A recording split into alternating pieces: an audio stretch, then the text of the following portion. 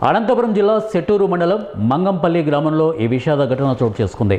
గ్రామానికి చెందిన తిప్పేస్వామి తన భార్య మమతపై ఇనుప రాడుతో తలపై దాడి చేశాడు. దాడిలో తీవ్రంగా గాయపడిన మమత అధిక రక్తస్రావంతో ఘటనా స్థలంలోనే మృతి చెందింది.